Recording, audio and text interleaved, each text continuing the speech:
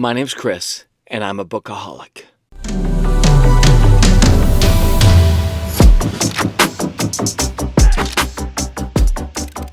Today I want to talk to you about 4 or 5 authors that I think are fantastic. Partly because they're very unique in the way that they write, but also partly because they scratch a little bit of an itch that I have as I wait for Jim Butcher to put out some more Dresden Files. That's all I got to say. All right.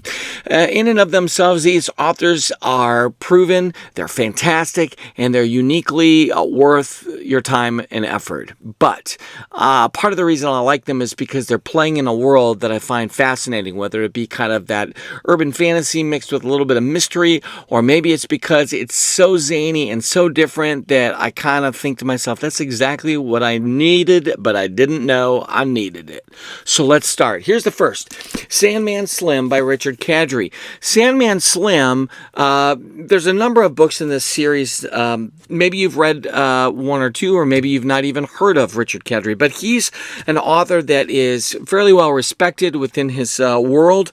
The Perdition score, and I think I have one more here. I have a number of others in the stacks over there, but and the Kill Society. This is, I believe, an arc. It's a proof. These kind of books, one of the things that I like about them is just the size is pretty cool. So, it's easily held. Obviously, hardcovers are hardcovers, so you're going to have kind of that own issue. And it's not floppy like some of the guys and gals out there like, which personally I also do as well. But it just is kind of bite-sized in terms of, you can see, I don't have to explain bite-sized to you. It's literally right here. The point is that you got a character here, James Stark, who who dies, and in 11 years is basically held captive by hell and is a hitman. So life sucks, and then you die. I mean, that's a rough life. Let's be honest. That's tough. Or if you're James Stark, you spend 11 years in hell as a hitman before finally escaping. So obviously it's not realistic. But you're not reading this because you're thinking, you know what? I want a real take on life. You're reading this because you're ready for something insane, an adventure, and it's kind of awesome. I have to say, though, it's not 100% my cup of tea, although I read the first book, and I always feel like the first book in a series is certainly going to be good enough so that you can get the series rolling. It's obviously good enough for, the publishing companies to keep putting them out. But I love series books in a way because usually the author really starts figuring and finding herself out as the series progresses. And so if you have a multi-volumed series, it's usually the kind of thing where it can get better and better and better if the author is still passionate about the craft and is growing. So I realize that the Wheel of Time has like a little bit of a, kind of slumber or a little bit of a kind of a low flow in the middle of the series. But the truth is that most of the time we like to be in that world. And I do like being in the world that Kadrey is giving us. It's got a lot of adventures, a lot of action, a lot of intensity, a little bit of mystery here and there. And of course, Sandman Slim, he's not to be taken lightly. And so I think that if you do like Jim Butcher, there are some things about this that you're going to like. Here's another, Benedict Jacka. And again, there's a number of books here, and you have the Alex Verus novels. I've read a few of these already, and I do like them. Taken and Veiled. The lighting is a little bit reflective there. Sorry about that. Chosen and Burned. But basically, Alex Versus, he's a diviner. He's got these superpowers and inevitably finds himself in battles, and there's a mystery that kind of unfolds and takes place. It is very much the kind of thing where I found that because I, of course, love the Dresden Files, this was enjoyable and good. It was good enough for me to keep reading, and I'll continue to keep reading. And I do think that Benedict Jack is the kind of author who's just going to get better and better and better. And look, when you compare anything to a classic, top tier in its field, in its genre author, it's hard. I mean, it's kind of like if you were to say, it's like Harry Potter.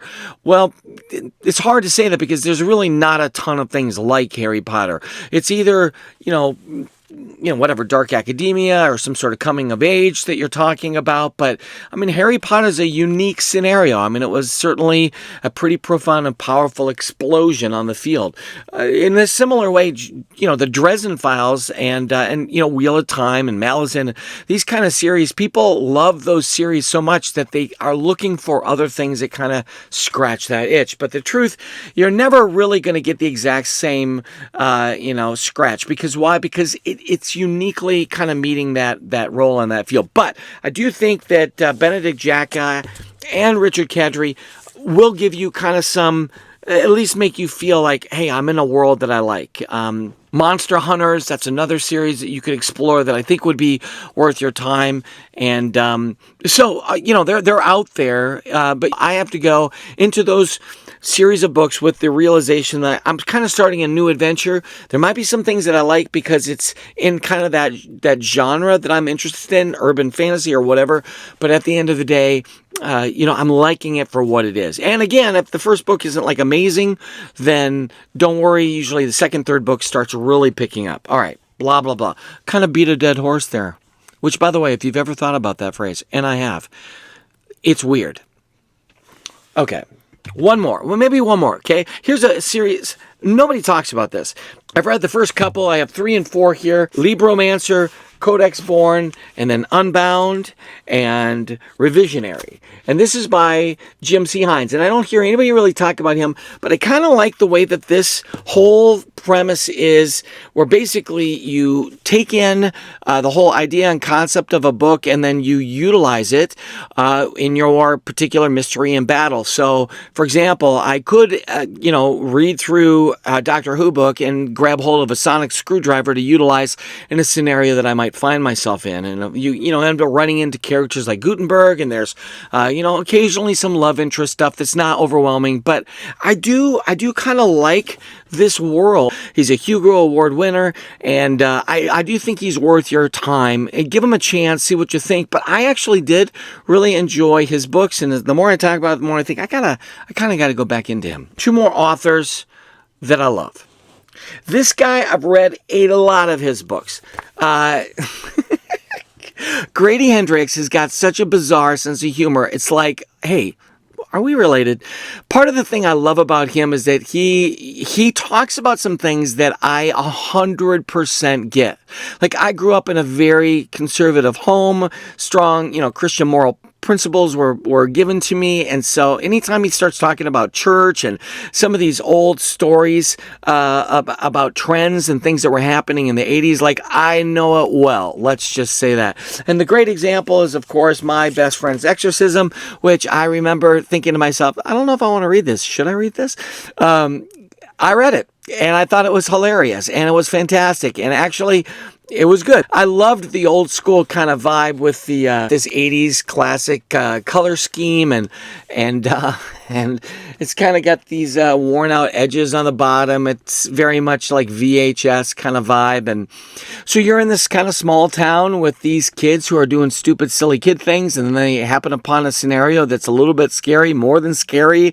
Oh my gosh, is she possessed? The girl starts acting crazy, and they need an exorcism. And of course, the power team comes in, and the guy's a strong, hardcore Christian, which, by the way, I just laughed about that because so much of that stuff I remember vividly well. Let's just say that. The Final Girl Support Group, I haven't got to that yet. He's got a book that I think is phenomenal when it comes to just an analysis of all of the horror literature that's out there. Paperbacks from Hell is what it's called. It's so awesome. Here's another one, We Sold Our Souls. These kind of books, I just feel like, as a general rule, Grady Hendrix is fantastic at just kind of creating some really comedic moments in a scenario that's a little bit uncomfortable at times, and it's just playing around with old school fears, and it's also kind of, it's not reinventing the wheel, but it's representing certain things to you in a very unique way. I'm a big fan of Grady Hendrix. As a general rule, I've read, like I said, probably most of his books. There's 1 or 2 I'm finishing up. Another book of his that I absolutely loved, and I think think in some ways kind of plays a little bit in the same world as My Best Friend's Exorcism, is the Southern Book Club's Guide to Slaying Vampires. I really thought that was kind of funny. One last one, probably one of my favorite authors to follow on social media, and this is David Wong, aka Jason Pargin. And this guy's, I remember I read John Dies at the End, and I have to be honest, I read that book and I thought to myself, what the hell did I just read? This is so freaking hilarious. Like, I love this book. I mean, his sense of humor is so up my alley. It's super zany, and he creates a scenario in a situation that seems like it's kind of normal, and then you kind of dive into the reality of what's going on. And you're like, what? This can't be real. And your protagonists, they're like, this can't be real. And then all of a sudden, it's real, and you're in this world, and you're like, I don't know. I'm in for it. Let's go. I love his stuff. He's got a lot of great things. He's got a new book that just came out. But if you're interested in futuristic violence and fancy suits, Zoe punches the future in the dick. I'm so juvenile. Like, I'm literally still a middle school brain going on here. I mean, they're all up here too. Book of Spiders. What the hell did I just read? I think that's such a great title. What the hell did I just read? Then he's got a new one out. Something like, if you're reading this now, you're in the wrong universe or whatever. I'm a couple books behind here. I got to get on it with him. But if you have not followed him on social media, I promise you will enjoy it. All right, so that's a few authors that I just love because they're super zany and unique, like Grady Hendrix and Jason Pargin, aka David Wong, and also there's these other books that I kind of enjoy because they're a little bit Dresden-ish, urban fantasy-ish. And especially give Jim Hines a try. I really haven't heard anybody talk about him yet. So I hope you like these suggestions. If you got some recommendations for me, let me know. There's a whole bunch of others I could have mentioned, but, I don't want to make this too long. All right, you know what to do. Subscribe, like, all that good stuff. There's Amazon wish list. There's all sorts of things that you can check out. I look forward to talking to you more. I love this stuff. I hope you do too.